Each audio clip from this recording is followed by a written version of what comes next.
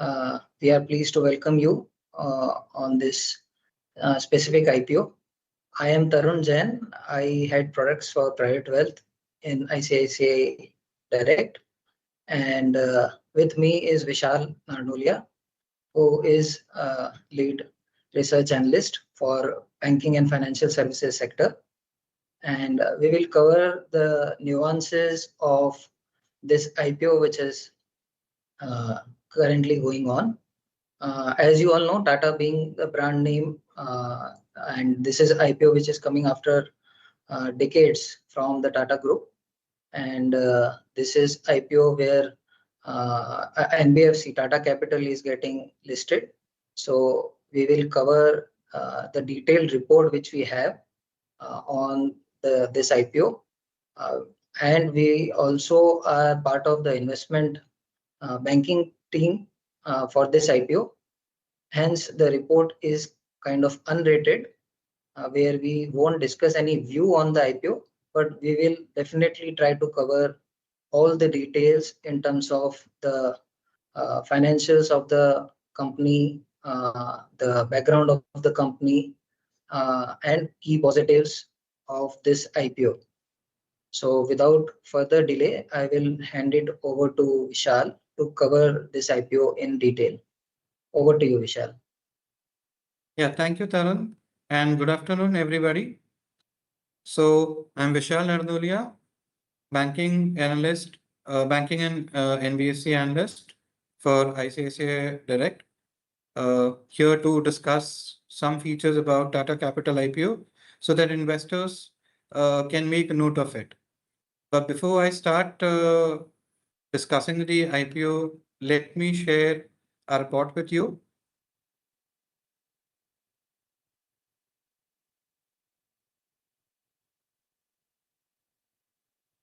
I hope everybody can have a look at the report.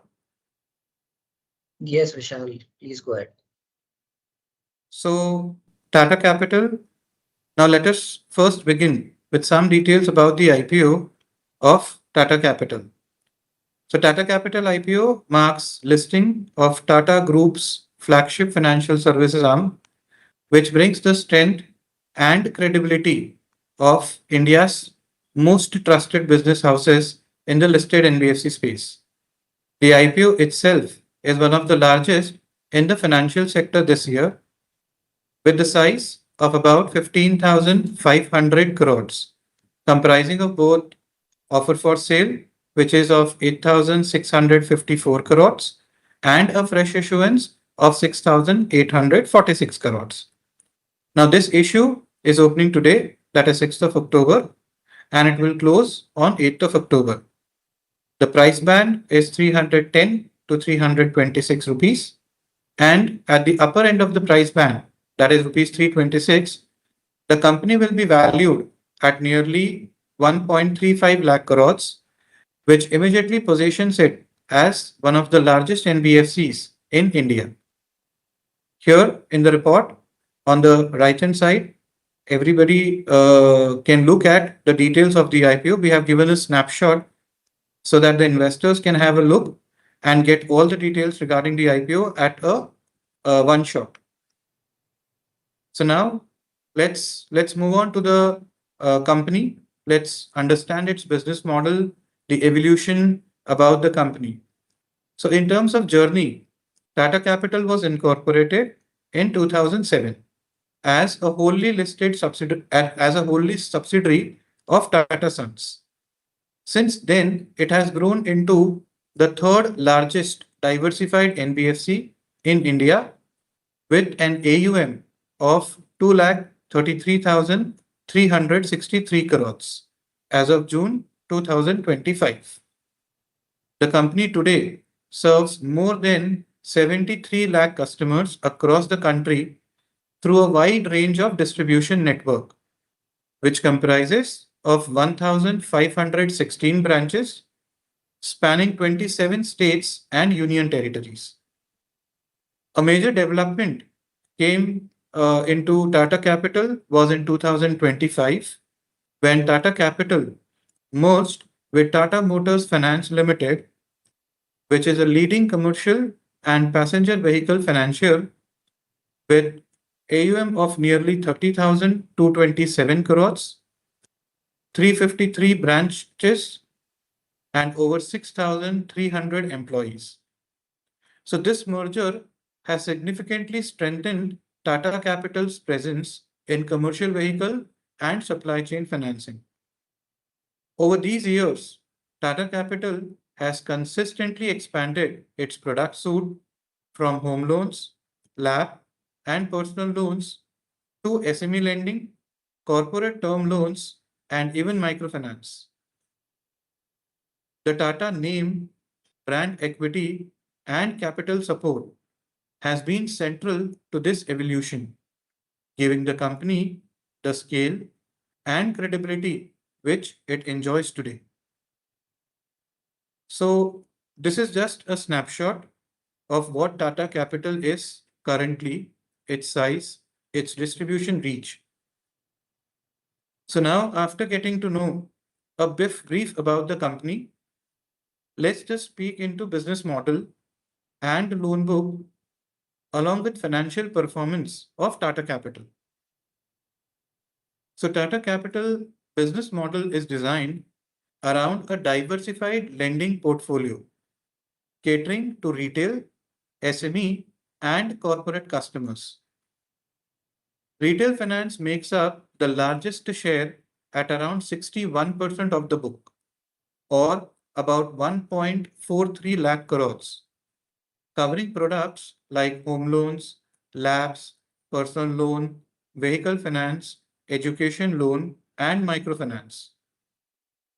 SME finance, that is the second segment, contributes nearly 26% or around 61,000 crores, which is spread across supply chain management, equipment loans, leasing, and developer finance.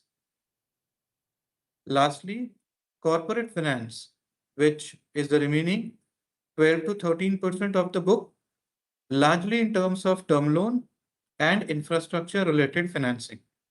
So this is the overall mix of AUM. Again, 61% is retail, 26% nearly is SME, and the remaining 12 to 13% is corporates across various segments in each of the category. Now, the loan book is extremely granular with over 98% of accounts being below 1 crore in ticket size, which reduces the concentration risk. Another strength is that close to 80% of the book is secured, which helps contain asset quality volatility.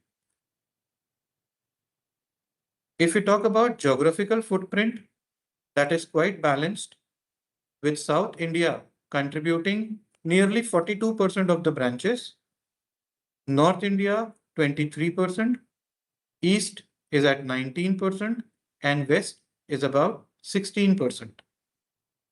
So they have a diversified loan book as well as a diversified geographical reach so far as branches are concerned. Now, Vishal, you financially, can go down to the page.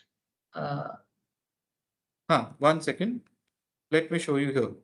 Now, this Yeah. is the branch strength or the branch spread across India.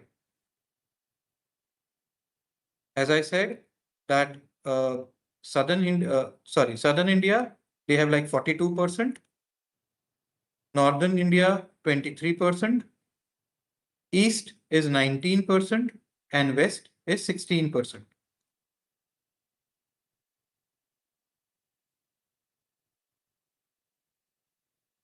So far as loan book is concerned, you can see here, this is the AUM as of 30th June 2025, 2,33,363 crores, which is spread across segments, right from home loan, LAP, personal loans, microfinance, supply chain finance, and equipment finance so far as SME is concerned, clean tech infra, term loans so far as corporates is concerned. So that's granular, and as a percentage of total loans, no segment contributes 20% or more. It is below 20% for each and every segment as of June.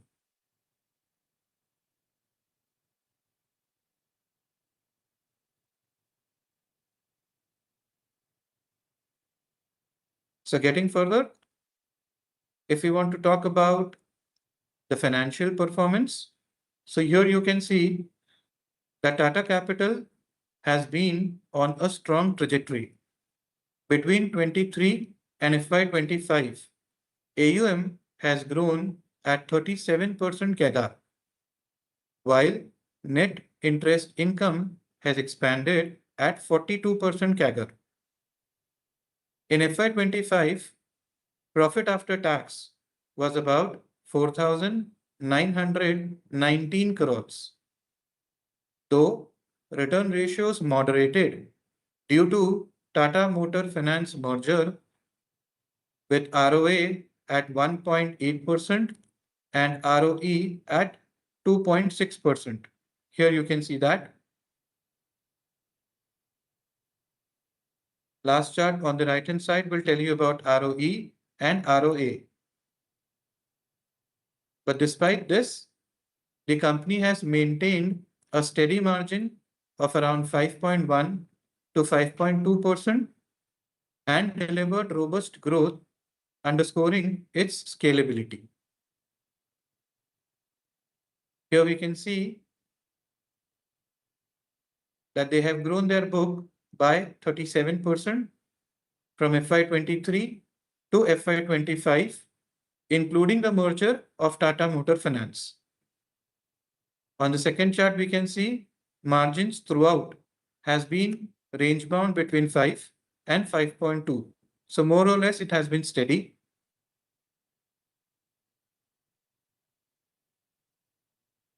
If we talk about cost to income ratio here, which is on the exhibit 7 on the right hand side, they have an efficient operations wherein cost to income, that is for every 100 rupees of income, what is the OPEX which the company spends is ranging at nearly 40% or below, 42% or below.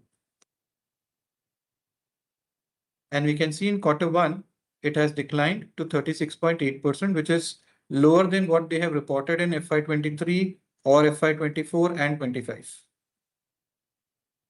Lastly, as I said, ROA has declined from 2.3% in FY24 to 1.8% in FY25.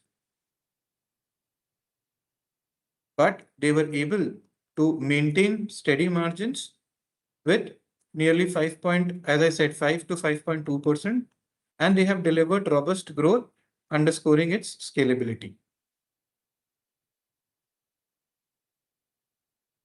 Now, as we have discussed about the company, it's time to discuss major strengths of Tata Capital that any investor should focus on. So the first strength is the promoter support and brand credibility of the Tata Group. Tata Sons continue to hold over 85% stake post-issue and has infused nearly 9,000 crores since inception, ensuring a strong capital base. The Tata brand allows the company to borrow at competitive rates. Its average cost of funds in FY25 was 7.8%, which was in line with the industry players. In fact, industry leaders for that matter.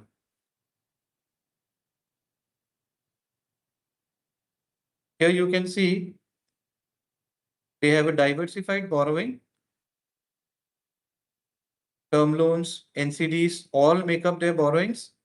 And because it's a AAA rated company, here they are able to raise capital at 7.8%, which is comparable with the leaders.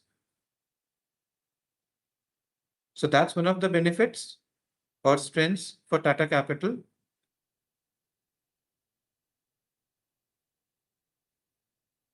Second, as we come to distribution, because that's one of the important things so far as any NBFC is concerned, I'll again go back to the chart which I showed of India map. Now the company has built a robust distribution model combining 1,516 physical branches across India, strong digital platforms, and fintech tie-ups. Almost 98% of the new customers in FY25 were digitally onboarded, reflecting how the company has adopted a phygital strategy that provides scale as well as efficiency. So that's one of the core strengths so far as Tata Capital is concerned. Now coming to the third one, that is product diversification. For any NBFC, diversification in terms of segments to which it caters holds the key. So in case of Tata Capital, as we have seen earlier, we can go down and have the same table here. So product diversification is a big advantage with more than 25 lending products and additional businesses like insurance distribution, wealth management, and private equity. Tata Capital has very low dependence on any single segment. As I said earlier, if we look at the AUM, no segment contributes 20% or above. It is below for each and every segment.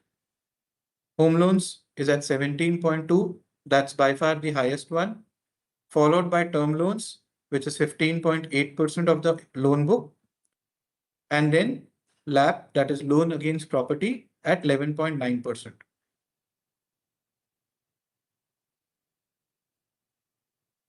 Fourth is asset quality. For any financial business, especially lenders, asset quality holds a very important milestone. So here we can see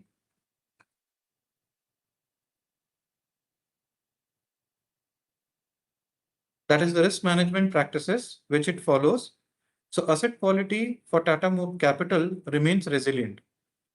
Despite rapid growth, net stage 3 loans remained at 0.4% in FY23 and FY24, though the same has increased to 0.8% in FY25 and 1% in Q1 FY26, post merger of Tata Motor Finance Limited. But still, it remains comparable to peers. In this chart, we can see as of FY25, Tata Capital net stage 3 is at 0.8, which is comparable when we see along with the comparable peers.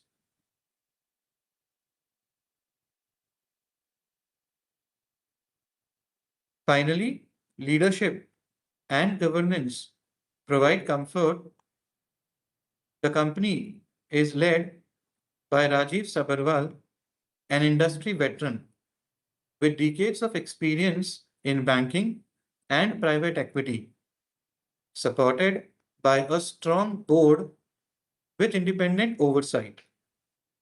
Together, these trends underline why Tata Capital is seen as a resilient and scalable NBFC platform. So now these were the strengths so far as Tata Capital business model is concerned. Now with business trend, some key risks and investors should make a note of.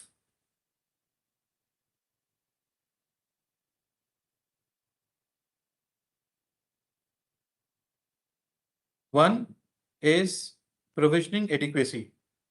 The provision coverage has fallen from 77% in FY23 to 58.5% in FY25, which could be attributable to merger of Tata Motor Finance Limited. This means that the company has a lower buffer to absorb future credit losses, which is important given that 88.5% of the portfolio is retail and SME, and these segments are more sensitive to macro cycles. Secondly, Tata Capital carries unsecured loans, which is about 20% of the portfolio. While these has come down from, say, approximately 24.5% a year earlier, but it still represents a significant portion of the loan book that has no collateral backing, so leaving them more vulnerable in times of stress. Third, the company faces interest rate mismatch risk because it's in the lending space. About 36% of the loans are fixed rate loans, while 55% of the borrowings are fixed rate. So that exposes margins to compression if borrowing cost rises at a faster rate compared to the yields. Fourth, funding cost pressure has already been visible here. The average cost of borrowing rose from 6.6% in FY23 to 7.8% in FY25. Tata Capital ability to maintain its strong AAA rating domestically and BBB minus internationally will be crucial to keep funding cost competitive, which is one of the strengths which Tata Capital has. So together, these risks highlight that while Tata Capital is strong on growth and diversification, execution on asset quality, provisioning, and funding management will be the key to sustaining performance. Now, finally, after having a discussion on business model, risk, financials, uh, obviously going to valuations of the IPO, that where it stands. So the IPO, as said earlier, is being priced at 310 to 326 rupees per share. So this is the price band. Now valuing the company at approximately 1.35 lakh crores on a post-issue basis. On FY25 book value, excluding ESOPs, this translates to about 3.5 times price to book. At this level, the valuation reflects Tata Capital's brand strength, growth potential, and diversified business model. Here, for your reference, we have given a relative analysis where we have compared Tata Capital with some of its peers on a few financial matrices. To give you a gist where Tata Capital stands vis-a-vis the other listed comparable peers.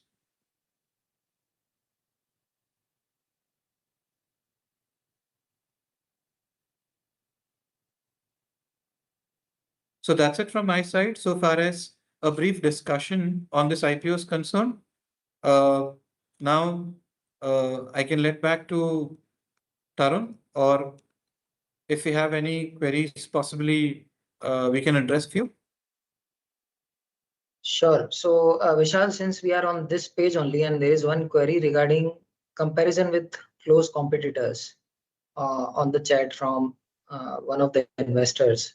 So, if you can maybe just cover some pointers on that in terms of various valuation matrices as well as the NPA in comparison to the peers. Yeah. Okay. Fine. So basically, let's talk about NIMs first.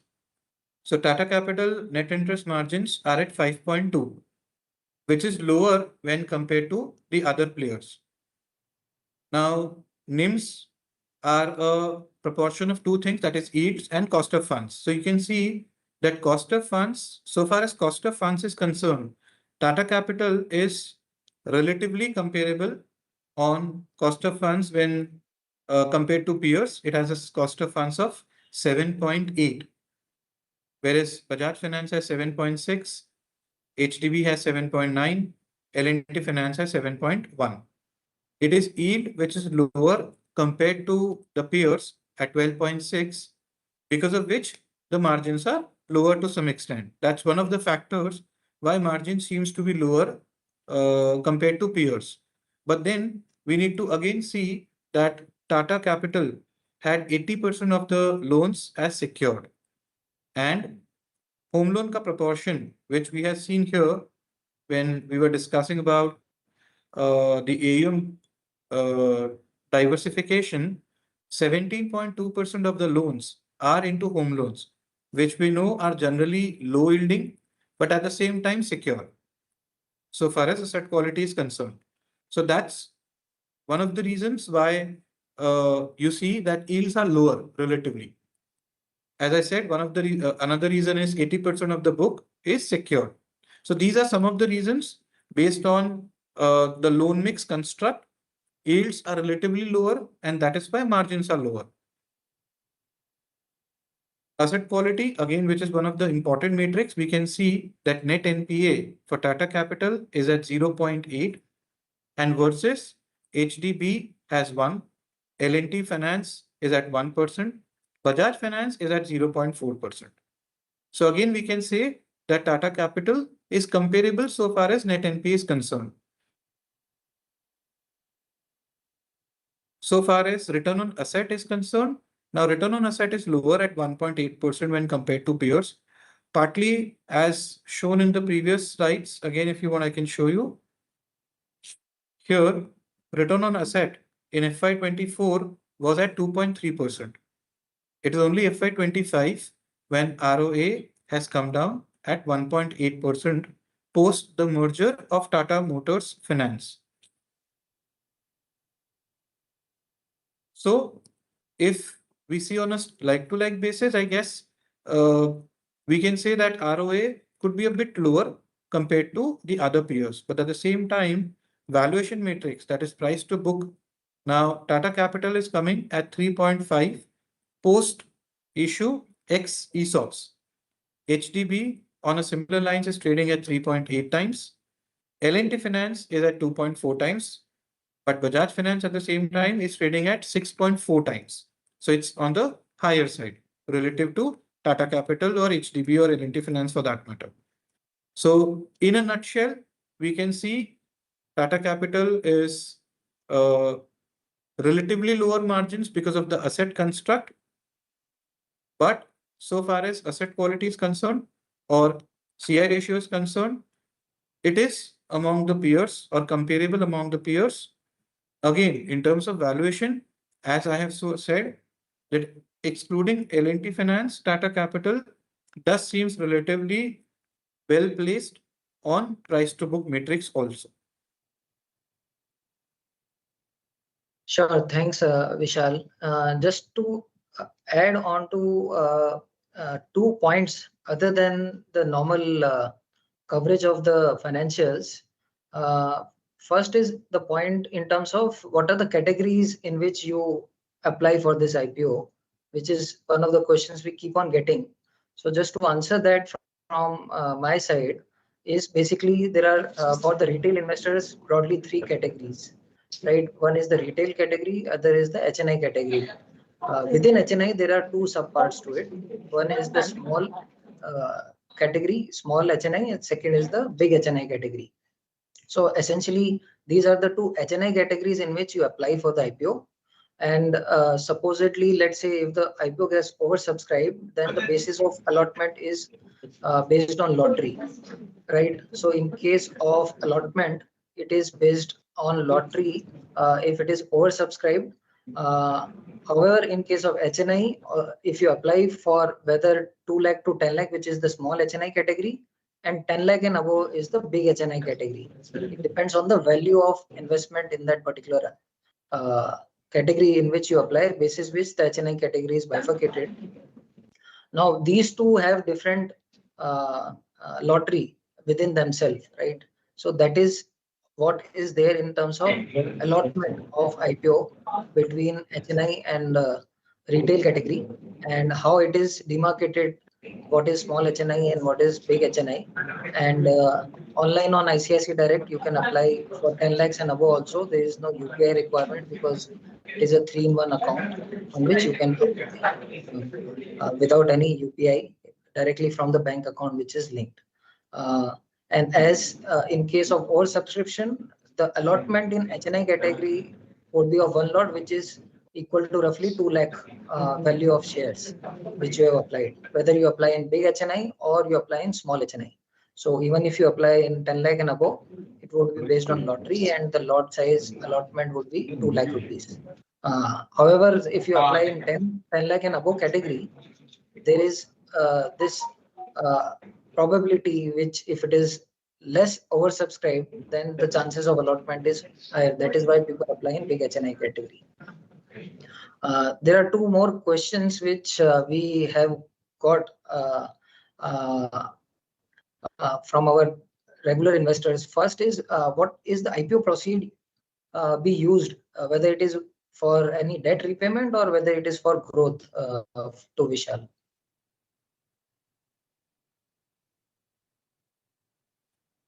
The IPO proceeds, see the IPO, the issue is a mix of fresh issue of 6,846 crores and a OFS of 8,654 crores.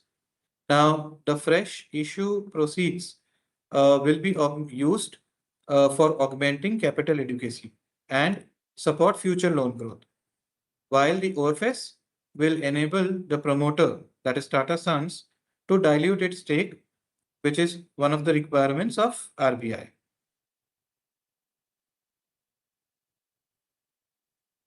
Another question is Tata Capital rights issue recently was done. So what was the size and pricing of that issue?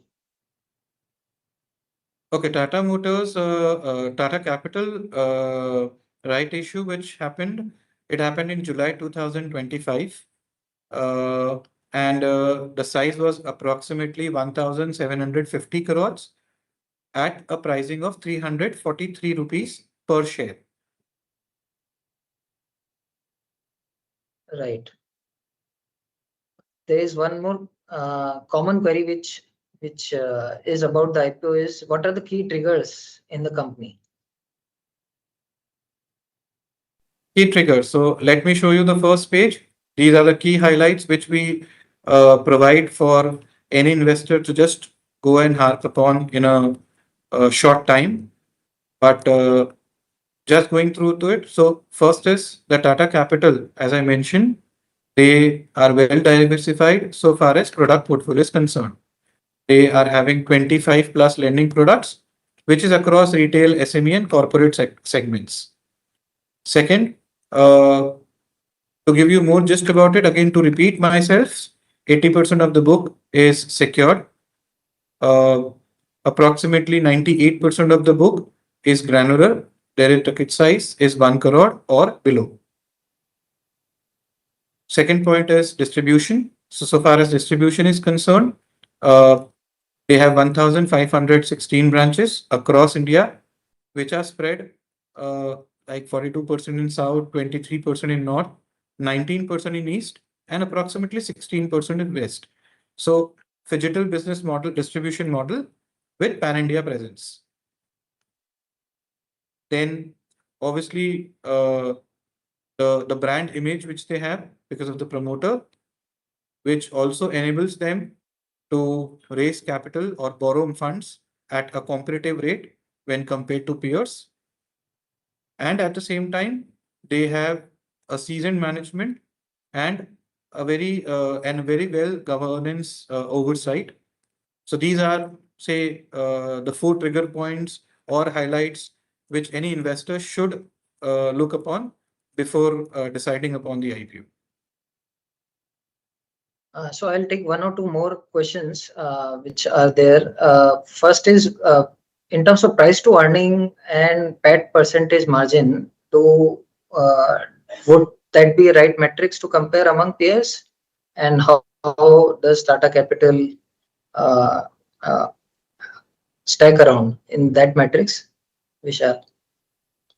I guess, see, so far as comparison is concerned, we have taken actually price to book ka comparison so far as for any lenders, it is better to compare price to book.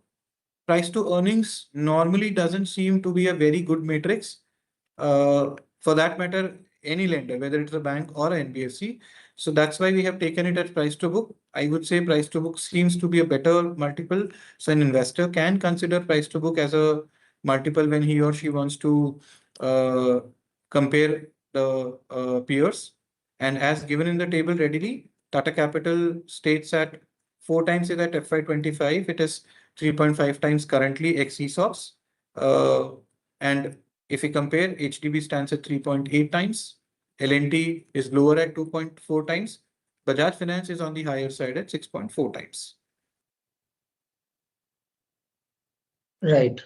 And in terms of whether there is a path for getting into banking license for Tata Capital, would you be able to comment on this? That's too preliminary, I guess. Uh, Not very sure whether Tata will be wanting to go for a banking license or the regulator will be allowing that. So that's actually too preliminary. I guess right now an investor should look at the business model, the risk, the valuation, and accordingly take a decision. Banking license seems to be too preliminary. So that shouldn't be one of the cases or one of the pointers to take a decision about the IPO. Yeah, and just to add, typically RBI refrains from giving banking license to industrials or corporates backed entities. So whether it is Mahindra's or which is already listed, or Birla's, which are also listed in some sense, the financial firms, NBFCs. RBI generally is not very comfortable giving banking license to these entities which are corporate backed entities because of conflict of interest as they run large industries by themselves. So that might not be a good case in point to hope for a banking license, just to add to that point. Um, and there is one last question probably I will take, and I will also highlight the fact that we also have a recording of the same report, and the same report is available to all the investors once they log in to the login section of ICICI Direct on the IPO. However, we won't not be able to comment on any recommendation since we are part of investment banking uh, uh, team as well for this IPO. So as per compliance, we are covering the key facts and highlights of the IPO. There is one last question which we I just want to highlight is somebody has asked the 20,000 or 2 lakh 8,000 crore of borrowing which the company has. What is the source of that borrowing?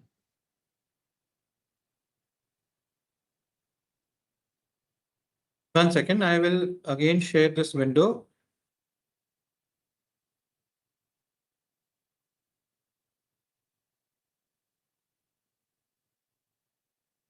Source of borrowing. So this is the source of borrowings. So far as Tata Capital is concerned, borrowings is a usual part for any NBFC because they need to lend uh, into different segments for loans, right?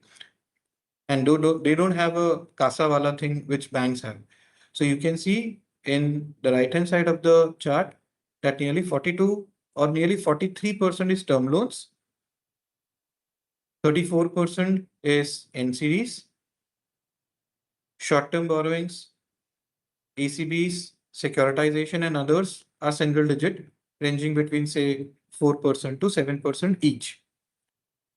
But one of the most important points so far as borrowings is concerned, which I have covered earlier, but again, I would say that because of the strong parentage and business model, we can see that they are able to raise funds or borrow money at a competitive rate when compared to industry leaders.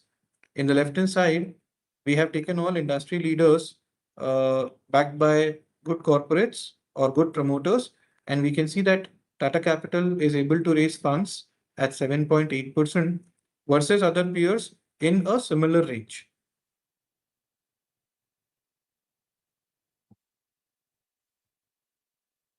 Yeah. So thanks, Vishal, and thanks everyone for joining this call. Uh, Request all of you to go through our YouTube link also video in case you have more queries, because we have covered this with Vishal in detail as a uh, coverage of the research report which we have published, and happy to have all of you as part of this webinar. Hope you would have got some knowledge about the IPO, which is Tata Capital IPO. And thanks again for joining the call. Thanks, Vishal, for covering the Thank you, session in everyone. detail.